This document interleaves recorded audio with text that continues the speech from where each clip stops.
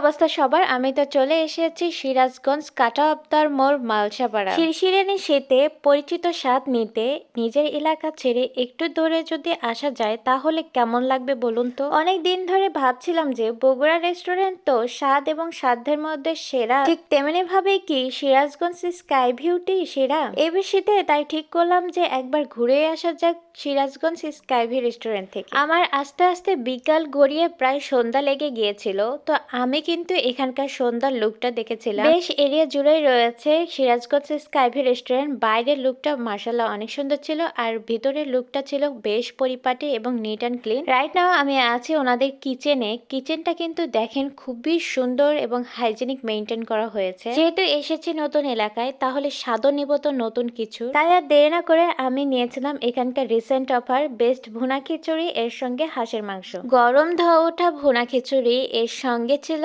হাঁসের মাংসের ঘন গ্রেভি, এক পিস বেগুন ভাজাও ছিল এর সঙ্গে, এবং এর সঙ্গে একটা আনকমন জিনিস আমি খেয়েছিলাম, সেটা হচ্ছে আমের আচারের ভর্তা। বেসিক্যালি আমরা সবাই জানি হলুদের যে ভুনা খিচুড়িটা হয় অনেক বেশি ঝরঝরে, বাট এটা ছিল নরম মোলায়েম এবং মাখো মাখো ফ্লেভারফুল। প্রথমে আমি ট্রাই করেছিলাম ভুনা খিচুড়ি বেগুন ভাজা দিয়ে, এবং বেগুন ভাজাটা দেখেন খুবই সুন্দর একটা ব্রাউনি কালার দিয়েছে।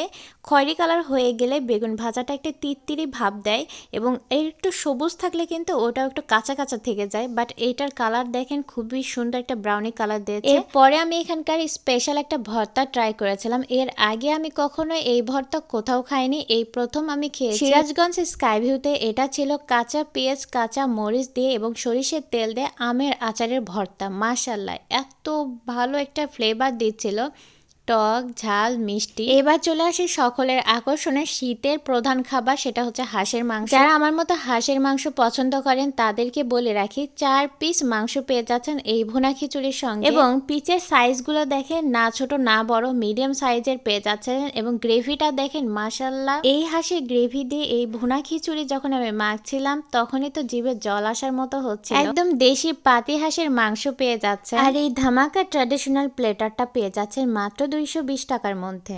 মন ভালো রাখতে যেমন হাওয়া বদলের প্রয়োজন পড়ে, ঠিক তেমনি খাবার রুচি বৃদ্ধি করতে অবশ্যই প্রয়োজন পড়বে স্বাদ বদলের। আর দেরি না করে এখনই লং ড্রাইভে বেরিয়ে পড়ুন এবং শিরশিরানি এই শীতে হাঁসের মাংসের সঙ্গে ভুনা খিচুড়ি ট্রাই করতে এখনই চলে আসুন সিরাজগঞ্জে স্কাই ভিউ রেস্টুরেন্টে। আজকে এখানেই বিদায় নিচ্ছি। আসসালামু আলাইকুম।